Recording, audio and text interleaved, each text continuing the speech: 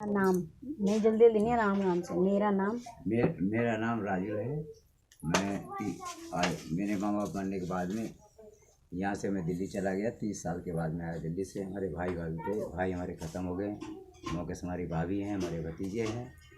और उसके बाद में मैंने आया। इन लोगों ने हमारे भाभी से हमारे बेखिलाफ़ उनके लड़ाई करवा दिए। और उसके बाद में इन लोगों ने ज़मीन मांगी, मस्जिद की ज़मीन मांगी। हमने मस्जिद की ज़मीन इनको दिया। उसको हमने वो इन लोगों ने ज़बरदस्ती 30,000 हमने दिया, हमारे दिया। 30,000 रुपये हम इसमें दान करने को इन लोगों से वो रखी। और 30,000 हमने हमारे पास है, रखा हुआ है। इन लोगों ने कागज़ बनवाई, उस पर हमारे से साइन करवाई 30,000 रुपया दे के। उसके बाद में इन लोगों ने आगे ज़मीन करीब कम से कम 5 फीट ज़मीन इन लोगों ने उधर से ले लिया रास्ते के लिए। हमने रास्ते के लिए भी दे दिया। उसके बाद में फिर आगे उन्होंने जो बगैर मतलब जब तक हमने ज़मीन नहीं दिया, जब तक वो घर नहीं बनाया दिया हमारे को, तो हमने जो है ज़मीन देने के बाद में मतलब वो जो है हमने बुनियाद भरी वहाँ पे। उसके बाद में अब हमारे बच्चे सब दिल्ली से आए हुए हैं। और इन लोगों ने जो है हमारे ऊपर हावी हो गए सब। अब ये क्या कहते हैं, मस्जिद तोड़ने के लिए अपने आप कहते हैं और हमारा नाम लगाते हैं, पूरे गांव हमारी बेइज्जती करते हैं। आगे से भी जगह और हमने पीछे भी हमने ज़मीन काफ़ी ले लिया हमारे से।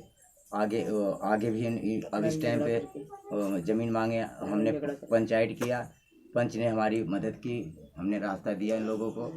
और उसके बावजूद में उन लोगों ने नहीं मान रहे हैं। हमारे बच्चों को यहाँ दिल्ली से आए हुए छोटे, हमारी नाती नतनी, हमारी पूरी परिवार आई हुई है। अब इन लोगों ने सभी एकता बना लिए। 12-14 घर हैं ये मुसलमानों के। और हम जो हैं इस टाइम पे अकेले पड़े हुए हैं। हमारी भाभी है, हमारे भतीजे हमारे सब बाहर रहते हैं। और मौके से अब इन लोगों ने हमारे ऊपर हमें मारने के लिए धमकी देते हैं, मारने के लिए हमारे घर में घुस गए। हमने हेल्पलाइन की मदद लिया, उन्होंने आया एक बार करके उन्हीं के पक्ष में बात किया। और उसके बाद में वो आए, डांट के गए, समझा के गए। फिर नहीं माने, फिर हमने हेल्पलाइन का वो मदद लिया। 2-3 बार हमारे उन लोगों को बात नहीं मानी। उनसे आएंगे वो तो कहेंगे हम रिश्तेदार हैं, हाथ जोड़ के वो करते हैं। उसके बाद जैसे हम मार्केट चले जाते हैं कहीं पे, उसके बाद बच्चों को मेरे को धमकी देते हैं कि इनको जाने दो दिल्ली, तुम्हें जान से मार देंगे। और एक जनानी उसमें ऐसी है कि सब एकता बना के, तो उसका नाम है, उसके आदमी का नाम है बेचू और उसकी फैमिली। और इधर बगल में हमारे पीर मोहम्मद नाम है। और ऐसे ऐसे कई आदमी हैं, उनकी पूरी उनकी कुनबा है। शेदी नाम है, सिराज नाम है। ऐसे करके इनका पूरा परिवार है। और इन लोगों ने हमें बार बार ये धमकी दे रहे हैं कि इन लोगों ने ये कहते हैं कि तुम्हारे बच्चों को जाने दो, तुम्हें जान से मार देंगे। और उसके बाद में पुलिस से आ रही थी, मस्जिद का लफड़ा इन लोगों कर रहे हैं। मेरे से ये कहते हैं कि मस्जिद तोड़वा दो।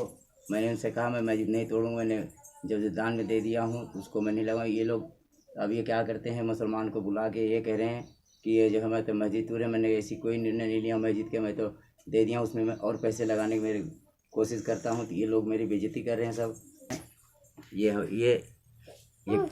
ये हमारी नतनी है, ये सब आए हुए हैं और ऐसे हमारे साथ में ये कर रहे हैं। हमने पुलिस में कंप्लेन दे रखी है। और इन लोगों ने जो है, मेरी आपसे रिक्वेस्ट है कि हमें बचाया जाए। हमें बहुत टॉर्चर कराया जा रहा है यहाँ पे, हमें आपकी मदद चाहिए। और जो भी आता है हमारी मदद के लिए, ये लोग हमें मार भगा देते हैं। उनके सामने सही बोल जाते हैं, लेकिन हमें बाद में टॉर्चर कर रहे हैं। हमारी ज़मीन, हमारे घर द्वार सब कुछ इन लोगों से बचाइए। ये दिखने में सीधे साधे लोग दिखते हैं, लेकिन हमें बड़ा परेशान कर रहे हैं और झूठ बोल के हमें बहुत परेशान कर रहे हैं। प्लीज़ हमारी मदद करो। मैं दिल्ली से रहने वाली हूँ, दिल्ली की, लेकिन यहाँ अपनी ज़मीन जायदाद बचाना चाहती हूँ। लेकिन ये लोग देने के बाद भी, इतनी ज़मीन देने के बाद भी हमें बहुत परेशान कर रहे हैं, बहुत। हमारी सुनाई कहीं नहीं हो रही है। प्लीज़ आपसे रिक्वेस्ट है, हमारी मदद करें।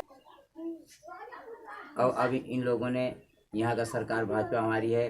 अब इन लोगों ने जो है भाजपा को वो भी नहीं करते हैं, लेकिन उसमें एक मोहम्मदन जो है अपने आप को नेता कहते हैं। इन लोगों ने उन नेता को बुलवा के जबरदस्ती, उनका नाम सिद्दीकी हैं, मजाती मुसलमान हैं, अटलास सिद्दीकी नाम है उनका। वो हमसे कई बार आके ये कह रहे हैं कि तुम समझो, बहुत अच्छे आदमी हैं। उन्होंने समझाया हमको, उनके कहने पर हमने कहा ठीक है हम कर लेंगे अपना। कल शाम को धमकी दिया और मेरे कोई हेल्प में कोई आता है तो उसको ये कहते हैं कि तुम बस वहाँ बुला रखे हो, क्यों मैं यहाँ अकेला हूँ। हमारी भाभी भी अकेली है, हमारे कोई परिवार यहाँ रहता नहीं, मैं हूँ, हमारी भाभी हैं, कभी उनका घर दूर है, वो आती हैं हमारे हेल्प के लिए। उनके हमारी पोती, एक पोती हमारी रहती है, उस पोती को कल मार के पुलिस बुलाई और पुलिस उन्हीं के हक में काम किया। और सर ये बार बार ये जो नेता को बुला, जिठानी है जो इनके बड़े भाई हैं, उनकी लड़के की, ये मेरी जिठानी है, इनकी पोती है, यानी कि मेरे हस्बैंड के भाई की बेटे की भी लड़की। उनको इन लड़कों ने, यहाँ के लड़कों ने, सब लोगों ने मारा। उसके बाद में अपनी लड़कियों को आगे, पुलिस को फ़ोन करके अपनी लड़कियों को बोल दिया है, पुलिस को बोल दिया अपनी लड़की को आगे खड़ा करके कि हमारी लड़कियों को इन लोगों ने मारा है।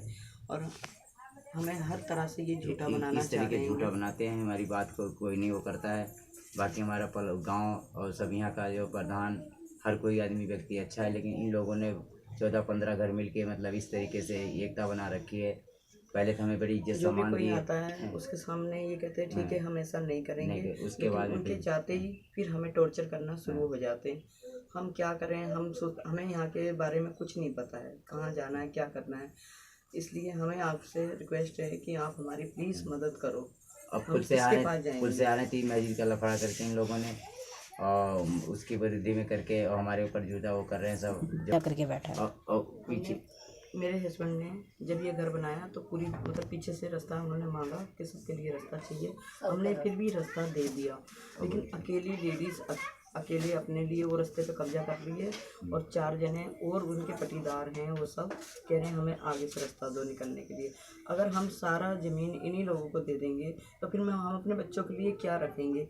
मेरे 2 बेटी 1 बेटा है, और हम सब यहाँ पे आए हुए हैं। मेरा बेटा नहीं आ पाया है, बाकी मेरी बेटी और बड़ी बेटी के बच्चे हैं 3, वो सब आए हुए हैं।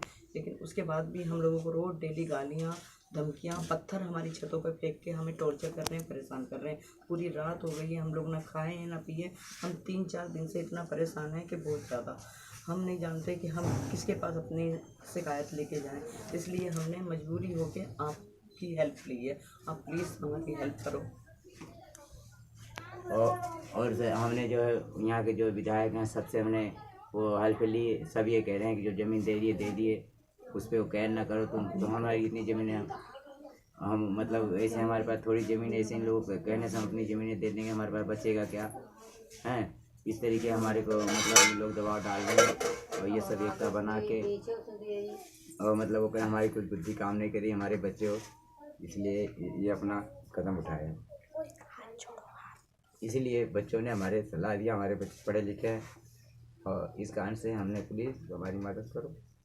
बाकी आप आगे भेजो, आगे देखा जाए हमारी मजबूरी क्या है, बस बोलो।